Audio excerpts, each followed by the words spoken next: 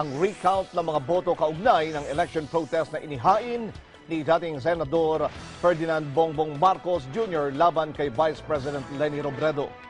Sakop ng ballot recount ang tatlong probinsya kabilang ang Camarines Sur, Iloilo at Negros Oriental na siyang napili ni Marcos na pangunahing probinsya na makapagpapatunay ng irregularidad. Ayon kay Attorney Romulo Makalintal, abogado ni Vice President Robredo, sa January 22 ng susunod na taon, ang unang probinsyang re-reviewin ay ang Camarines Sur na siyang hometown ni Robredo. Susundan naman ito ng dalawang pilot provinces. Sa ilalim ng PET rules, kung hindi mapapatunayan ni Marcos ang anumang substantial recovery ng mga boto sa tatlong probinsya, agad na i-dismiss ang inihaing protesta ng senador dahil sa kawalan ng merito. Ipinatawag na ng Presidential Electoral Tribunal ang kampo ni na Vice President Leni Robredo at dating Senador Bongbong Marcos upang talakayin kung saan isasagawa ang manual recount ng mga balota sa probinsya ng Negros Oriental, Camarines Sur at Iloilo. Inaasahan namang gagawin ang mano-manong pagbilang ng boto sa gymnasium ng Korte Suprema. Si Erwin Temperante sa detalye. Positibo ang pagtanggap ng kampo ni Vice President Leni Robredo at dating Senador Ferdinand Bongbong Marcos na masisimulan na ang manual recount sa mga balota ng tatlong probinsya kaugnay sa electoral protest ni Marcos laban kay Robredo. Ipinatawag ng Presidential Electoral Tribunal ang dalawang kampo upang talakayin ang pagdarausan kung saan isasagawa ang manual recount ng mga balota sa probinsya ng Negros Oriental, Camarines Sur at Iloilo. Natutuwa kami dahil siyempre sa kampo namin, ibig sabihin lamang nito, although medyo na-delay ng konti, tuloy-tuloy na po ito at sana matapos na kaagad yung pag-revise ng mga balota. Kami natutuwa sapagkat magsisimula na ito, no? Dahil sa napakadami ng kung ano-ano mga balita ang sinasakabi ng kabilang panig na kami daw ay nandidelay ng inaantala daw namin itong revision.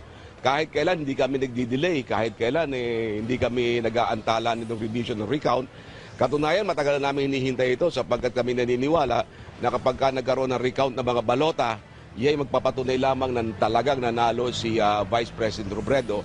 Posibleng sa gymnasium ng Korte Suprema isagawa ang recount kasama sa pag-uusapan ang iba pang regulasyon na ipatutupad sa manual recount gaya ng ilang oras isasagawa, ilang balota ang bibilangin sa isang araw, ano-ano ang mga panuntunan sa mga objeksyon ng bawat panig, kasama na kung ilan ang magiging komite sa nasabing recounting ng ballot boxes. So, ibig sabihin, dire-diretso na ito. So, hopefully, makapag-kolekta na kami within this month ng ilang boxes, halimbawa sa unang probinsya, and then sa January, makapag-revise na kami.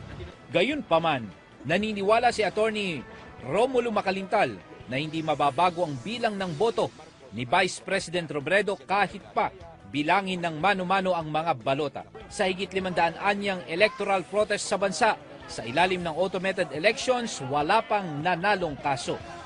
Kami naniniwala na yung recount dyan sa Camarines Sur, Iloilo at sa Negros Oriental ay magbibigay lamang ng parehong resulta. Kung anong resulta ng physical count ngayon ng mga balota, yun din ang resulta na nakita doon sa election returns na binilang ng mga vote counting machines at lahat ng mga makinang ginamit ng nakaraang halalan.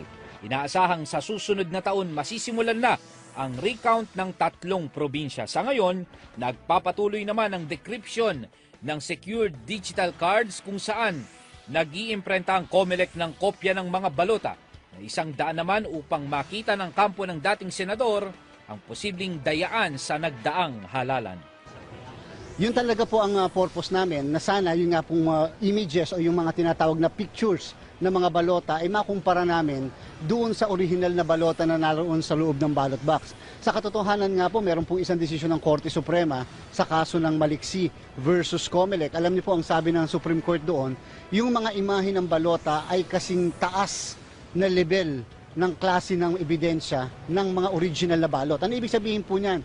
Ang value po niyan, ang bigat po niyan ay parang original na balota rin. In fact nga po kung makikita namin yung mga imahe ng balota, pwede nga pong ibaliwala o hindi na kami magtuloy halimbawa sa revision ng balota sapagkat halos parehas naman po yung pong images at saka yung original ballots. Para sa Eagle News, Erwin Temperante. I'm Juan with 25. Former Senator Bongbong Marcos is out to target the so-called bailiwicks of Vice President Leni Robredo and former Liberal Party standard-bearer Mar Rojas. Marcos identifies 3 provinces best exemplifying frauds or irregularities in his protest brief.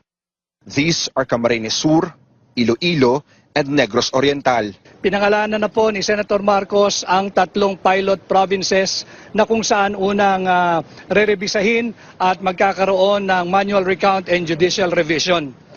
Marcos spokesman Vic Rodriguez claims Robredo got around 1.5 million votes in the 3 provinces, while Marcos got only 200,000 votes. He says this will explain how Robredo diminished Marcos's lead and eventually surpassed him with more than 200,000 votes. Yung 1 million could explain bakit naubos yung 1 million na lamang ni Senador Marcos. Yung natitirang 216, diferensya nilang dalawa, that could explain bakit doon sa final tally, however erroneous yung tally may be, lumamang pambigla ng 263,000 votes more or less si Mrs. Robredo. It's known to many that Kamsur belongs to Robredo, who hails from Bicol, but subalit kung makikita po ninyo, halos walang nakuhang boto yung Senador Chis Escudero na ilang beses ng kumandidato sa national office. Halos wala akong nakuhang boto si Senator Gringo Honasan na ilang beses na rin nating hinalal bilang senador at yung mga iba pa. Rodriguez explains if the initial 3 provinces would show there was indeed fraud, Marcos's protest moves forward. If not, it could be dismissed. Marcos lists 362 witnesses in his poll protest case. Robredo also lists 3 provinces in her own protest brief: Capiz, Sulu, and North Cotabato. The Presidential Electoral Tribunal has created a 3-man panel of commissioners to expedite the resolution of the protest and counter-protest. The preliminary conference was set for June 21st, but this was moved to July 11th to give way to the martial law petitions. Manual recount and judicial revision. Ang pangunahing probinsya po, 3 probinsya ay ang probinsya ng Camarines Sur, ang probinsya ng Iloilo at ang probinsya ng Negros Oriental. Nahirapan po kaming piliin yung mga probinsyang iyon sapagkat remember we are contesting 36,000 clustered precincts comprising 30 provinces. Subalit nung kami po ay tumitingin na sa numero, nakita namin ang katangi-tanging resulta ng halalan doon sa 3 probinsya. Si Mrs. Robredo ho ay nakakuha ng 1.460 million votes. Subalit si Senador Marcos ay nakakuha lamang ho ng mga 198,000 votes. Ano po ang significance nun? Matatandaan po ninyo, nung gabi ng May 9, ay meron pong kalamangan si Senador Marcos na mahigit kumulang 1 million votes. At tinitinan ho namin yung numero, ang difference po ni Mrs. Robredo at ni Senator Marcos sa 3 probinsya ay 1.260 million. Masasabi ho natin, kung titinan lamang natin ang mga figures na ito, yung 1 million could explain bakit naubos yung 1 million na lamang ni Senador Marcos. Yung natitirang 216, diferensya nilang dalawa, that could explain bakit doon sa final tally, however erroneous yung tally may be, lumamang pambigla ng 263,000 votes more or less si Mrs. Robredo. Sir, yung 1.4 that you said is just from Kamsur? No, for the 3 provinces. But the Vice President is from that area? Tama po yan, ma'am. It's a very valid observation, but you have to remember, of the 6 vice presidential candidates, lahat po doon sa 5 ay nagsasabing sila ay may roots doon sa area ng Bicol. Subalit kung makikita po ninyo, halos walang nakuhang boto yung Senador Chis Escudero na ilang beses ng kumandidato sa national office. Halos wala akong nakuhang boto si Senator Gringo Honasan na ilang beses na rin nating hinalal bilang senador at yung mga iba pa, especially Alan Peter Cayetano na perceived to be the second running during the conduct of the last election. At ang katangi-tangi po roon, speaking of Kamsur, ibang klase ho yung number of undervotes sa probinsya ng Kamsur. Umabot po ito mahigit kumulang ng 65,000 votes. And again, doon po sa combination ng 3 probinsya, yung Kamsur, yung Negros Oriental at yung Iloilo, ang total number of undervotes ho doon ay halos umabot ng 300,000 na boto. At ang pinakamataas po doon sa mga kandidato na nakuhang boto ay si Bongbong Marcos na hindi man ho umabot ng 200,000 votes. Again, what is the significance or relevance of those undervotes? Para hong meron pang 7 kandidato bilang Vice President na itinago nila sa pangalang undervotes sapagkat hindi ho nanalo yung 5 pang ibang kandidato doon sa undervotes. Awat sir, yung Iloilo naman tsaka Negros Oriental, paano nyo na... Ang tiningnan ho natin ay yung kabuuan. Again, doon po sa Iloilo, si Mrs. Robredo got around 575,000 votes. Ang closest po sa kanya, si Senador Marcos ay mahigit kumulang 90 lamang na 90,000 votes ang nakuha. Considering na ang kanyang running mate, si dating Senador Miriam Santiago, ay taga Iloilo. And alam naman ho ninyo pagka may campaign sorties, hindi ba, mararamdaman naman ninyo yung init ng pagtanggap ng tao. Again, baka sabihin nila, pakiramdam nyo lamang yan. Yes, it's true. Pakiramdam po natin, kitang-kita po natin. And at the same time, figures will bear us out na talagang napakataas nung undervotes sa probinsya ng Iloilo. Sir, just with just the 3 pilot areas, you think the Senator Bongbong can already win the... Okay, the significance of the 3 pilot areas in relation to Rule 65, which is the dismissal of the election protest. Kapag ka hindi po namin maipakita man lamang sa tribunal na may basihan yung ating election protest sa pamamagitan ng pagbubukas ng balota nitong 3 probinsya, maaari pong ma-dismiss yung election protest ni Senador Bongbong Marcos. Subalit, kami po ay very confident that with these staggering figures that I have just mentioned to all of you today, kaya po naming patunayan at dalin sa next phase or next level itong election protest at magtuloy-tuloy ng buksan pa yung 27 other contested provinces. Sir, ano bang mga ebidensya natin doon? May mga ERs ba tayo? Corresponding Kasama po, we have 362 witnesses na nakapaloob ho doon sa ating pre-trial brief. And halo-halo po yan. Nandyan po yung mga election officers, provincial election supervisors. Nandyan din po, pinatatawag din po natin si Commissioner Christian Robert Lim. Pinatatawag din po natin ang isa pang official ng COMELEC, si Rui Peñalba. Pinatatawag din po natin ang mga officials sa Smartmatic, particularly si Eli Moreno and Marlon Garcia upang mag-testify na kanilang kinalikot, pinalitan ang hash code doon sa transparency server at meron po tayong additional evidence to bolster that allegation. Remember the June 2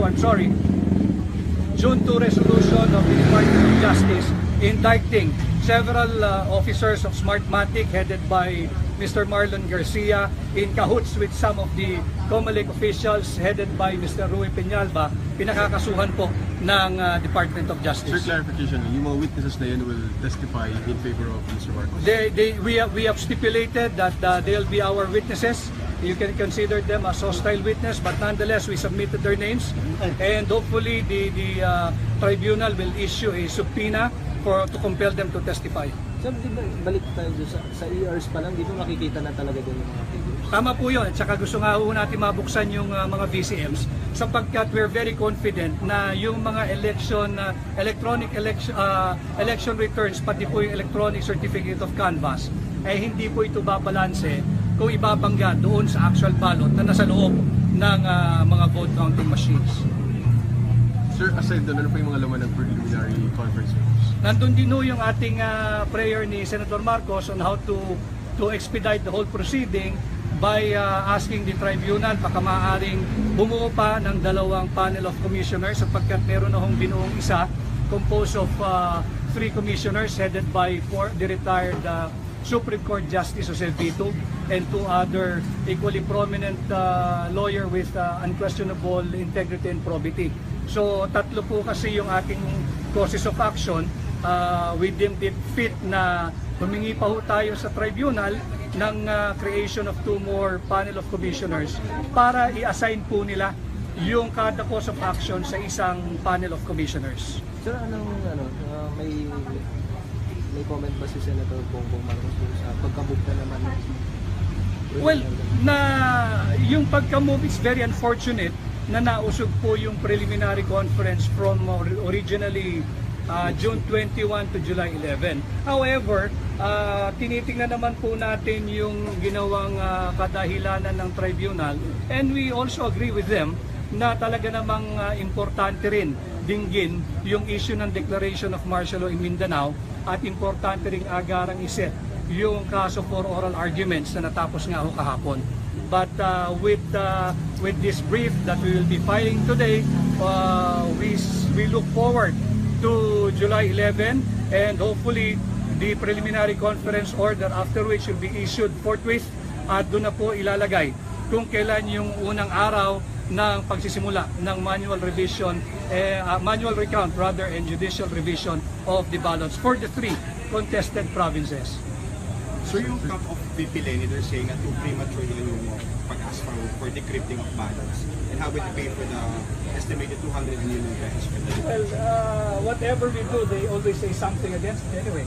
So I think we would rather focus on what we do, and problemahin yung problema namin. Thank you, sir. Thank you, sir.